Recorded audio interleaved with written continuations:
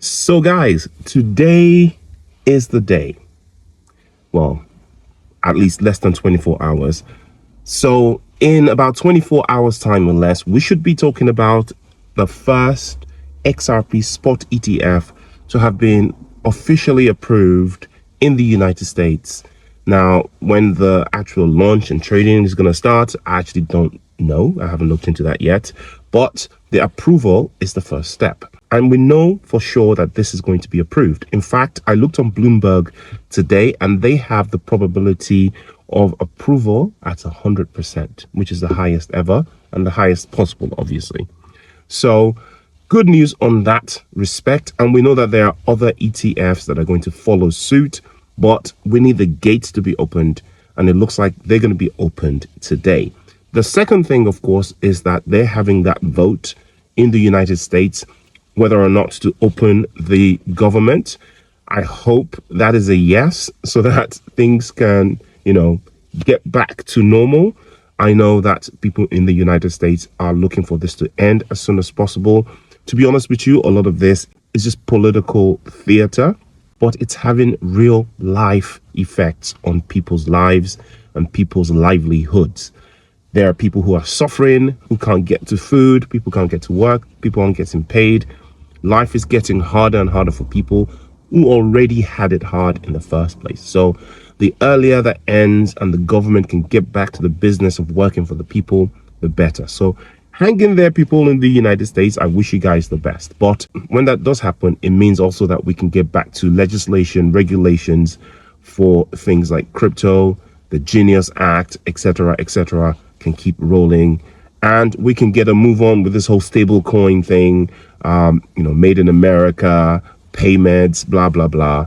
And that's yet another star in the constellation on the way to the moon for XRP. Now, XRP is down a little bit, just like everything else, cooled off a little bit yesterday due to some FUD with AI. I believe that's what caused the slight sell-off, because the AI companies are bleeding at the moment because they seem to have been a little bit overvalued.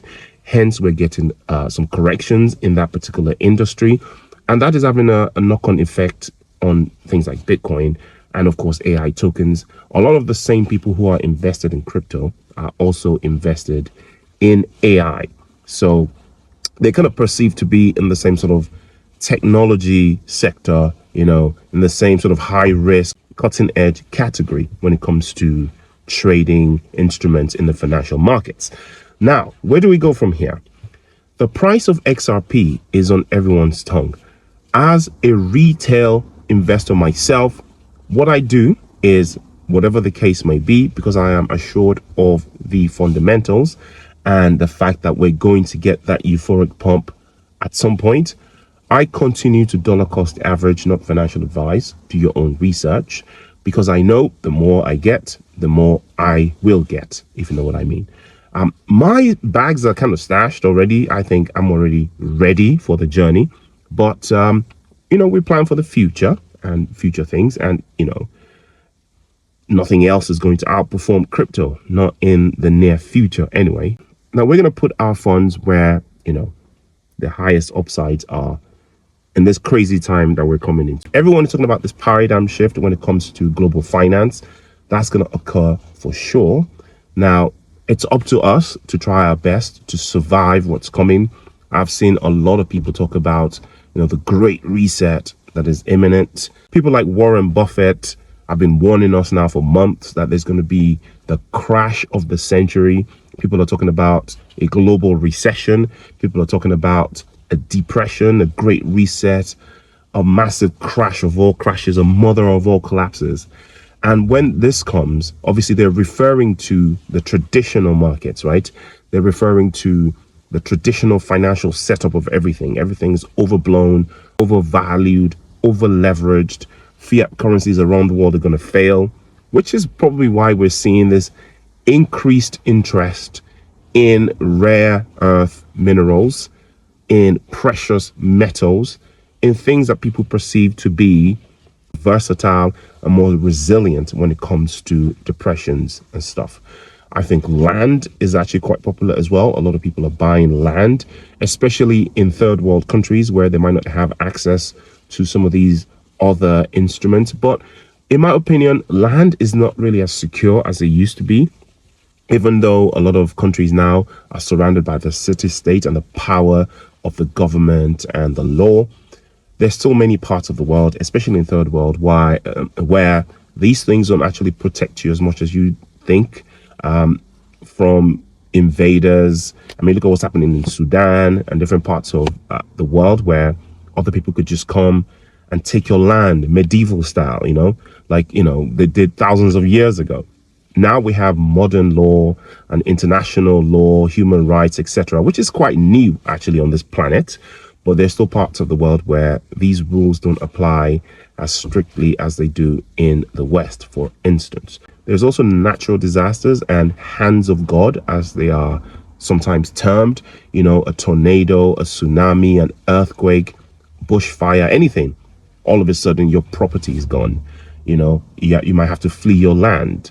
So a lot of people are now obviously thinking about that stuff as well and picking, or will be picking, a more versatile instrument to take with them in terms of storing their wealth. And this is why a lot of people are still going to flee to Bitcoin and cryptocurrencies like XRP to basically make their wealth more resilient. When this financial switchover comes, we know, not financial advice, doing your own research, that XRP is going to be at the epicenter of this stuff, right? The ledger, the XRP ledger, is going to be running a lot of these new world order systems, CBDCs, stable coins, bridging everything all together. Again, they're going to be alternatives, like I keep saying. But, even if there are 10 alternatives and you split the entire financial market into 10, and that Ripple is going after the liquidity layer, the infrastructure layer, the whatever layer, then that is still a monumental amount of liquidity that's coming to the XRP ledger, if not directly, at least using it as infrastructure, and as such, creating utility for our beloved token. So no matter how you look at this, guys, as long as you're not looking to get rich in the next 5 hours or whatever, it isn't a get rich quick scheme. It is a financial overhaul and a security kind of way for the future. Again, not financial advice, do your own research. I'm not a fortune teller. Anything can happen. Like I said in the previous video, we might get invaded by an alien race, and all of a sudden nothing that we have makes any sense anymore and everything goes to zero. But as it is now, if our planet Earth remains and we don't nuke everyone, I dollar cost average and I hodl. No financial advice. I'll see you in the next one. Peace.